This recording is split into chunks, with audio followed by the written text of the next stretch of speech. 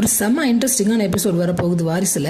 ஏற்கனவே ஜனாமாவுடைய பேத்தி தமிழ்னு ப்ரூவ் பண்ணுறதுக்காக டிஎன்ஏ டெஸ்ட்டுக்கு அனுப்பிச்சிருந்தாரு நம்ம கணேசன். அந்த டெஸ்ட் ரிசல்ட் இப்போது தமிழ் தான் ஜனாமாவோட பேத்தி அப்படிங்கிறது ப்ரூவ் ஆயிடுது.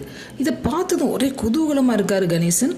இந்த ப்ரோமோல கணேசன் பக்கத்தில் நான் சேது தான் நிற்கிறாரு. அப்போது அவருக்கும் உண்மை தெரியுமா? தமிழ் ஜனாமாவோட ரத்த உறவு நீதான் நிரூபிக்கிறதுக்கு ப்ராப்பர் எவிடன்ஸ் கிடச்சிருக்கு அப்படின்னு மனசுக்குள்ளேயே நினச்சிட்டு இருக்காரு. ரிப்போர்ட்டை போய் ஜனாமா கிட்ட கொண்டு போய் நீட்டுறாரு. ஜனாமா அப்படியே ஷாக் ஆகுறாங்க. தமிழை கூப்பிட்றாங்க. தமிழ் என்ன இதுன்னு கேட்குறேன் அப்படின்னு டென்ஷனாக பேசுகிறாங்க. கணேசனுக்கு கொண்டாட்டமாக இருக்குது. ஜனாமா சொல்கிறாங்க, ஏன் தமிழ் இது ஓகேயானதா என்கிட்ட சொல்லவே இல்லை அப்படின்னு கேட்க கணேசனுக்கு இப்போ ஷாக் ஆகுது. என்ன ஓகே ஆச்சு, என்ன சொல்லலை அப்படின்னு முழிக்கிறாரு. இப்போ தமிழ் அந்த ரிப்போர்ட் டீபாயில் இருக்கிறத பார்த்துட்டு அதை அவங்க ஏற்கனவே மாற்றி வச்சுட்டாங்க. இப்போ மேட்ரு என்னென்னா, அந்த ரிப்போர்ட்டை சிபி கிட்ட காமிச்சிட்டு இருக்கும்போது கீழே இருந்த கணக்கு புக்கு மேலே விழுந்துருச்சு. மீனா அந்த கணக்கு புக்கில் இருக்க ரிப்போர்ட்டை பார்க்காமலே உள்ளே வைக்கிறாங்க.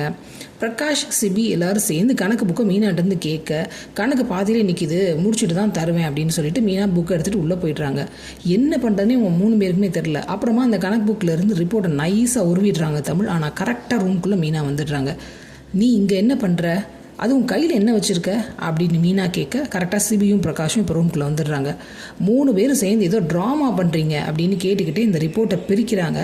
பார்க்குற மாதிரி தான் இருக்குது. ஆனால் மீனா பார்த்தாங்களா? செம்ம இன்ட்ரெஸ்டிங்காக போயிட்டுருக்கு இந்த எபிசோட். வெயிட் பண்ணி பார்ப்போம் மீனாவுக்கு உண்மை தெரியுதா இல்லையான்னு. சீரியல் அப்டேட்ஸ்க்கு எங்கள் சேனலை சப்ஸ்கிரைப் பண்ணுங்கள். மீண்டும் அடுத்த அப்டேட்டில் சந்திப்போம்.